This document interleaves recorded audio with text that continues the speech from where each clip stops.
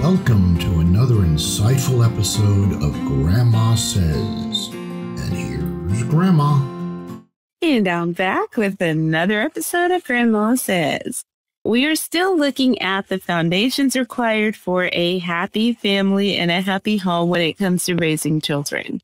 And as discussed, that means having a proper foundation, proper scheduling, and setting boundaries.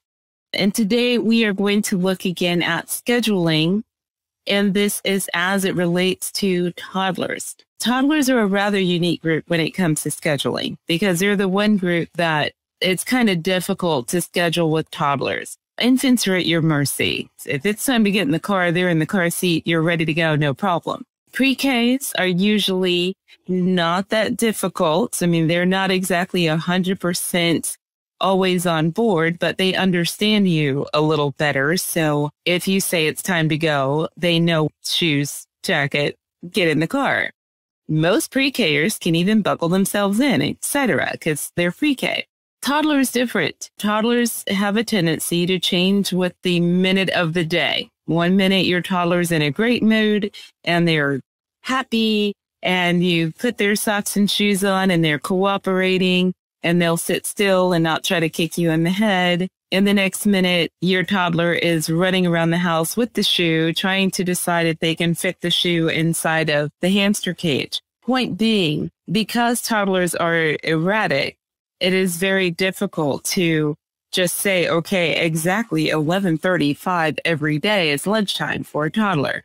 No, that needs to be an open window of 11:35 to 12:30 because that's how toddlers think.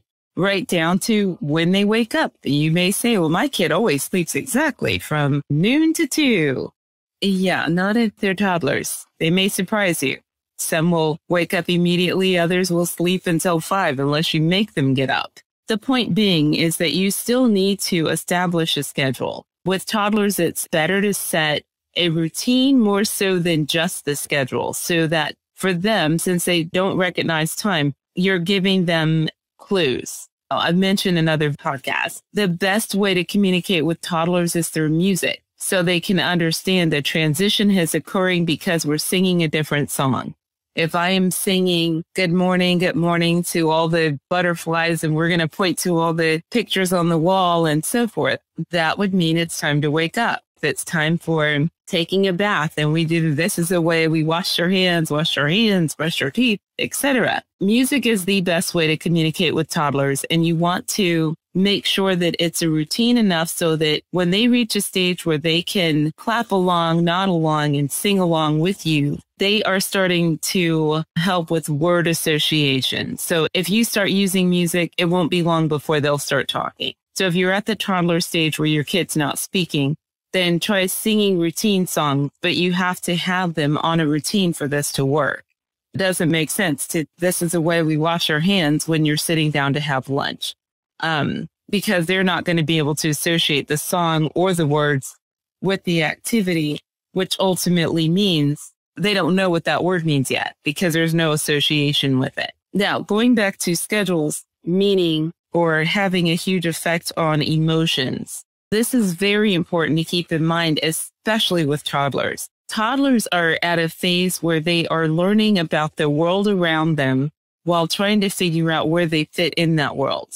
So they're at the exploratory stage. This is why if you're going to baby-proof your house, this is the age in which you need to do it. Now, even though I won't get into baby-proofing in this video because that's another pretty big topic, we want to kind of stick with scheduling in this topic with toddlers. But the idea is you do want to make sure that you're giving your toddler enough space, but not too much space. So it's a pretty big balancing act when it comes to toddlers. Put yourself in the mind of a toddler for a second, because toddlers are not quite at the innocent infant stage where the infant doesn't really have to think as much. They understand something is happening, but they believe whoever's doing it, they're doing it in their best interest and they're safe. So most of the time, you're not going to have a lot of lashing out from an infant. If you give them a bottle, it's not likely that they're going to try to smack it out of your hand or fall on the floor or throw themselves on the ground because they trust you. They believe that you're doing something you're supposed to do. And their response is still, for the most part, instinctive more so than intellectual. Infants aren't thinking about what they're doing. They're responding to stimuli. Toddlers, on the other hand, have reached a phase where they're starting to notice differences. They can see the difference in color. They just don't know what it's called. So it's kind of like for toddlers, they live in a world of, those movies where people are abducted by aliens and they don't know what the aliens are saying or doing. They just know the aliens coming towards them again. Now imagine an alien coming to you. You're strapped in a chair and they take this big, long metal device and they're bringing it up to your face and your mind is going, what are they going to do with that? Where are they going to put that? Well, this is a toddler's world towards everything. That long device would be a spoon. You're trying to get them to open their mouth and eat what's on the spoon. Some toddlers catch on immediately, especially if you've already established early on that when food is presented, it's presented in this way. This is your plate. This is your table. That's your chair. This is where you eat. This is what you eat with. If they already have that as a part of their routine, it's already part of their life, then they won't freak out when you're now adding, instead of cold little Cheerios with no milk, now you've added this white stuff and it's milk. And then you give them a spoon and you're going to bring that spoon up to their mouth. And now they have to figure out what to do with it. It won't be as big of a surprise if they recognize, hey, I've seen that before. I eat those. And mommy's getting ready to give them to me. So it's safe. And I will open my mouth and eat it, not smack the end of the spoon, watch it fly in the air and have all the food fall on the floor. Oftentimes people mistake these behaviors as accidents or, oh my goodness, why would my kid do that? Most of the time it's because, again, without that schedule, there's no routine, there's no stability, and emotionally speaking, they don't know how to tell you, I'm scared of that. I don't like that. That bothers me. I never liked that when you gave it to me the first 10 times. Why are you giving it to me again? They can't tell you any of that. So oftentimes we think the reaction is innocent or cute. Most of the time, the reaction is their ability or their attempt at communication. They're trying to tell that alien species over there that I'm not touching that. And it can be something subtle. Like some kids I found have, I'm sure there's probably a scientific word for it, but they have issue with texture. They will pick up a plastic spoon and eat with it, but they won't touch a metal spoon and eat with it.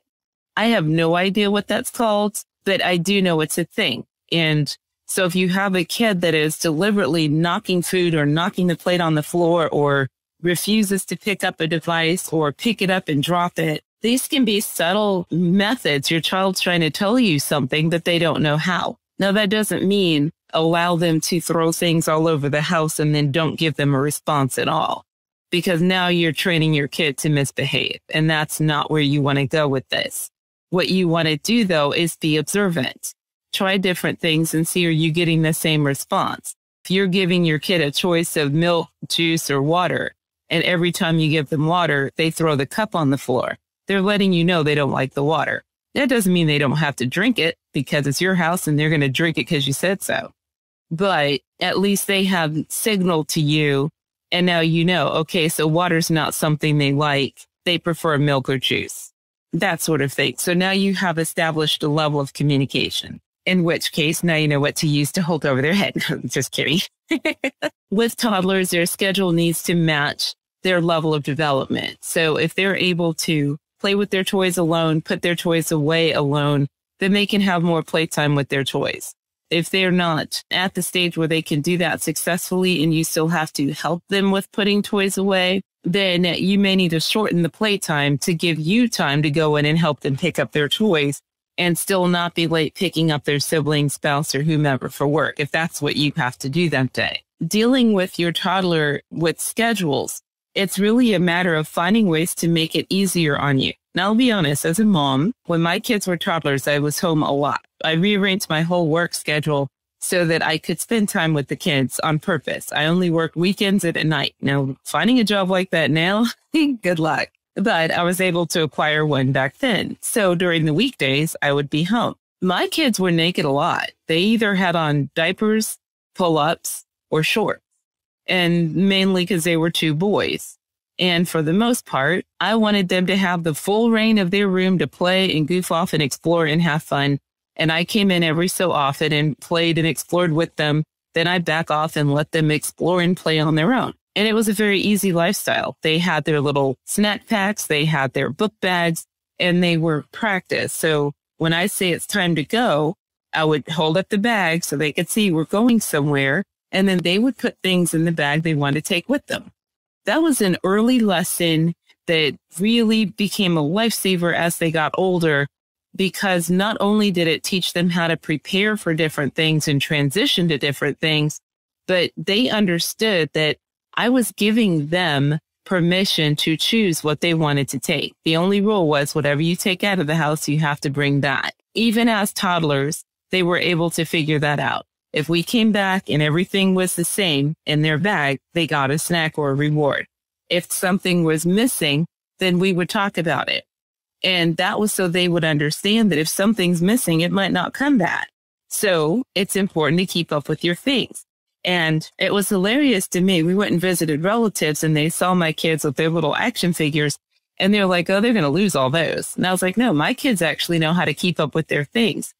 And they were at the time, I think one was 2 and one was 1 or something. They were very young. But when it was time to go, they found every single toy they brought. They had those back in the book bags. They had them back on their backs and they were ready to go by the time we left. But they have that emotional foundation that says, I don't have to worry about mommy running through the room, waving her keys, screaming, we have to go now. Just leave the toys where they are. You can't take them with you. Let's go. Because it never happened. In our house, we always managed time in such a way, like even as they got older, I wouldn't just say, okay, guys, we got to go clean up. It was, you have 15 minutes. So save your games, pick up your stuff. We're leaving in 15. And then I didn't keep talking to whoever for another 45 minutes. If I said we're leaving in 15, then we were leaving between 15 and 20 within a reasonable time frame. It was not, oh, now I'm going to stand here another half hour or another hour. My bad. Did I interrupt your game for no reason? Sorry. You can't do that. It has to be you have to meet your kids where you want them to meet you. There has to be a give and take. There has to be an understanding of, I understand your time is just as important to you as my time is to me. So even though you're talking or dealing with a toddler, they're going to have the same emotional response as you would if you just sat down to eat a nice meal and it took you the last 45 minutes to make it. And someone comes in and says, well, I don't care if you're eating or not. We got to go. That's not going to sit well with you. It's going to kind of screw up your afternoon or your evening. It's the same thing for a toddler. Just because they're in a smaller body doesn't mean that they're not going to have a response. And telling them, well, don't worry, sweetheart, we'll take it with you. You can put it in a baggie. Think about it. If you just made yourself a beautiful seafood meal, do you really want someone to pick it up and toss it in some tinfoil, put it in a bag and say, don't worry about it. It's the same thing. You can eat it later. No. So this is why your scheduling time management equals your emotional responses, because suddenly you're looking at that meal, saying, I don't even want it anymore. And now I'm mad at you for screwing it up. And I'm going to be mad at you for weeks because you screwed up my dinner. But for a toddler, it's the same thing. I just managed to get these blocks to stand up on top of each other. And now here you come. You don't say anything to me. You just pick the blocks up and throw them in a bag. And I'm mad at you. And I'm going to be mad at you. And for the next half hour, I don't care what you tell me to do. I'm going to throw this and I'm going to kick that because I'm mad. We can avoid all of that by saying, let's give each other the time needed to communicate properly, time for every activity. There's no reason for you to be in a rush through lunch or a rush through breakfast if you've managed your time appropriately. If the food is prepared in advance, your toddler shouldn't have to sit there and watch you stir SpaghettiOs for 5 to 20 minutes. It should already be on their plate by the time they come in to sit down. If you've made sure that they've cleaned their room ahead of time, then you don't have to worry about walking through the room with a laundry basket, not being able to see the floor, stepping on a block, falling into a wall, all of that extra.